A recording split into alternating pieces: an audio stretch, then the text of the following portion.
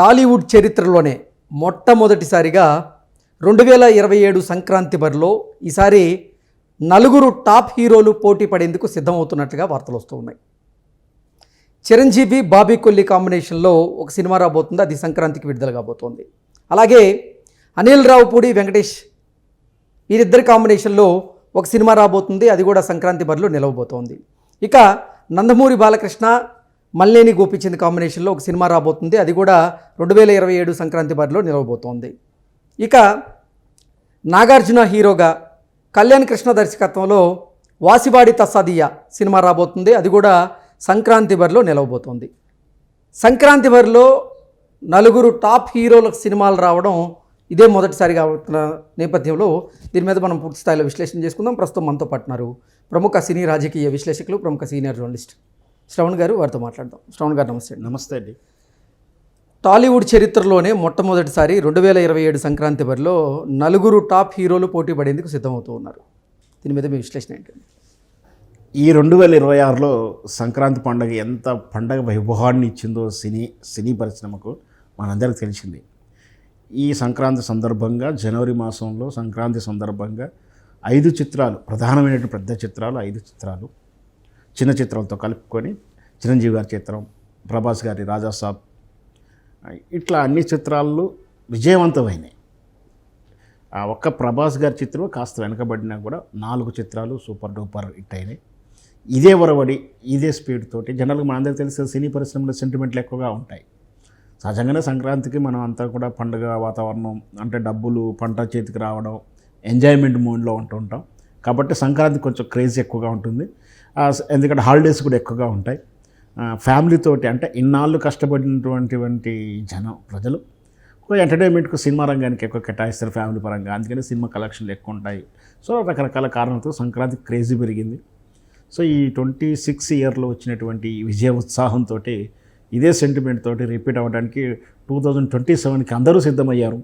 మొదటిసారిగా తెలుగు చిత్రసీమలో హేమాహేమిలైనటువంటి చిరంజీవి గారు, నాగార్జున గారు, బాలకృష్ణ గారు, ఇప్పుడు పవన్ కళ్యాణ్ గారు, వెంకటేష్ గారు, ఈ చిత్రాలన్నీ కూడా 2027 సంవత్సరం రాబోయే సంక్రాంతికి సరే ఒక రోజు అటు ఇటుగా, అంటే సంక్రాంతి రోజు కాకుండా ఆ వారం పై వారం రిలీజ్ చేయడానికి అందరూ సిద్ధమవుతున్నట్టు వింటున్నాం. అయితే నాగార్జున గారి ఈ చిత్రం ఇంతవరకు కొంచెం డౌట్గా ఉండే, అంటే అనౌన్స్ కాలేదు. అయితే నాగార్జున వాసివాడి తస్సాదియ్య అని చెప్పేసి సీక్వెలే అంటే అది బంగాళరాజు సినిమాకు, సొగ్గాడే చిన్నాయన సినిమా మొదటి సినిమాకు, దాని సీక్వెల్కి బంగాళరాజు వచ్చింది. బంగాళరాజు సీక్వెల్కి ఇప్పుడు ఈ చిత్రం వస్తుంది. ఆ చిత్రాలకు దర్శకత్వం వచ్చిన కళ్యాణ్ కృష్ణనే ఈ చిత్రాన్ని కూడా దర్శకత్వం వహిస్తున్నారు. ఇది కూడా రేపు రాబోయే 27 సంక్రాంతి సందర్భంగా విడుదల చేయడానికి సన్నాహాలు చేస్తున్నట్టు కూడా మనం సినీ వార్తల్లో వార్త అయితే వింటున్నాం. సో మొత్తం మీద ఇట్లా అందరూ, అంటే చిరంజీవి గారి చిత్రం, బాబీ చిత్రం, నాగార్జున గారి ఈ చిత్రం, వెంకటేష్ గారి అనిల్ రావుపూడి చిత్రం, ఇప్పుడు నిన్నగాక మన పవన్ కళ్యాణ్ కూడా చిత్రం గురించి వింటున్నాం, సురేందర్ రెడ్డి చిత్రం. ఇవన్నీ కూడా ఒకవేళ నిజంగా సంక్రాంతికి రిలీజ్ అయితే సంక్రాంతి ఈ 2026 కన్నా ఇంకా గొప్పగా ఉంటుందేమో అని నేను అంచనా వేస్తాను. ఓకే, అంటే ఇప్పటి వరకు నిజంగా టాలీవుడ్ చరిత్రలోనే మొట్టమొదటిసారి, అంటే 2027 ఒక రికార్డ్ని అయితే క్రియేట్ చేయబోతోంది. నలుగురు టాప్ హీరోలు ఎవరైతే ఉన్నారో తెలుగు చిత్ర పరిశ్రమలో, ఆ నలుగురు టాప్ హీరోలకు సంబంధించినటువంటి సినిమాలు, అంటే 90స్లో ఒక ఊపినటువంటి ఈ నలుగురికి సంబంధించినటువంటి సినిమాలు 2027లో సంక్రాంతి బరిలో పోటీ పడబోతున్నాయి. ఏంటి అసలు ఏ సినిమా సత్తా చాటేటువంటి అవకాశం ఉంటుంది అంటారు?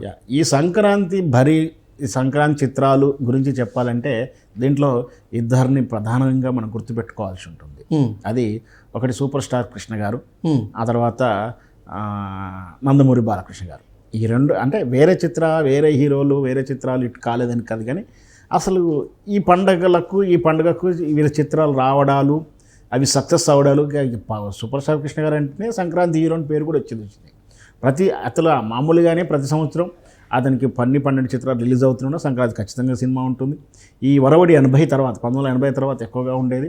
చాలా సంవత్సరాలు కృష్ణ గారి చిత్రాలే విజయవంతంగా నిలబడ్డాయి. ఆ తర్వాత బాలకృష్ణ గారికి, చిరంజీవి గారికి అందరికీ ఉన్నా కూడా వీళ్ళు సంక్రాంతి చిత్రాలనే వీళ్ళిద్దరు ఎక్కువగా గుర్తుకొస్తారు. సంక్రాంతి ఎందుకు అంటే అదే చెప్పాం కదా, ప్రజలంతా కూడా డబ్బులు స్పెండ్ చేయడానికి, డబ్బు ఖర్చు అయినా కూడా ఎంజాయ్ చేయడానికి సిద్ధంగా ఉన్నటువంటి పండగ తీరు అది. కాబట్టి అందున ఆ సినిమాలు అంటే ప్రేక్షకులకు మన సౌత్ వాళ్ళకి చాలా ఇష్టం కాబట్టి ఏ చిత్రం వచ్చినా ఆదరిస్తారు. ఇక్కడ చూసాము ఈ సంవత్సరం అంటే ఇప్పటి వరకు మనం చూసుకున్నట్లయితే టాలీవుడ్ నుంచి సంక్రాంతి బరిలో మెగాస్టార్ చిరంజీవి గారిది, నరసింహం, నందమూరి బాలకృష్ణ గారి సినిమాలు పోటీ పడిన సందర్భాలు చాలా చూసాం.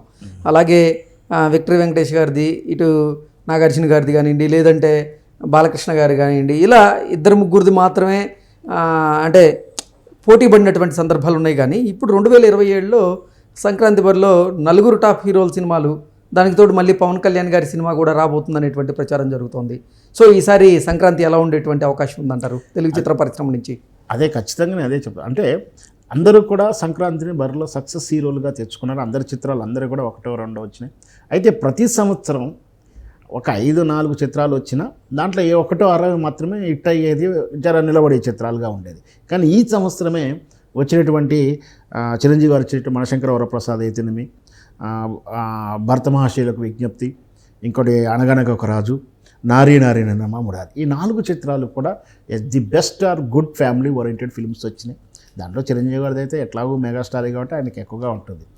ఇంకొకటి రాజాసాబ్ కూడా బాగానే ఉన్నప్పటికీ కలెక్షన్ల పరంగాను హయ్యర్ ఎక్స్పెక్టేషన్ తర్వాత కొంచెం గ్యాప్ అనిపించిన ఇట్లా భారీ చిత్రాలు 5 చిత్రాలు కూడా మంచి విజయవంతమైన అంటే కేవలం ప్రేక్షకుడు మంచి సినిమాను ఆదరిస్తారు, అంటే స్టార్ సినిమాలు ఆదరిస్తారు. అలాగే ఈ ఈక్వేషన్ అందుకనే సెంటిమెంట్ ఎక్కువ ఉంటుంది కదా సినిమా పరిశ్రమలో. ఖచ్చితంగా రేపు 2027లో అన్ని చిత్రాలు వచ్చినా ఎవరి హీరోల ఫ్యాన్స్ వాళ్ళ కేటగిరీ ఉంటుంది, ఎవరి సబ్జెక్ట్ తీరు వాళ్ళకు ఉంటుంది.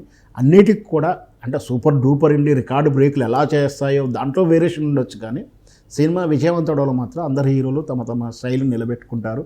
మనం వీళ్ళే గెలుస్తారు వీళ్ళే ఓడిపోతారని ఇప్పట్లో మనం ఏం చెప్పలేమండి. ఓకే అండి, థ్యాంక్ యూ సో మచ్.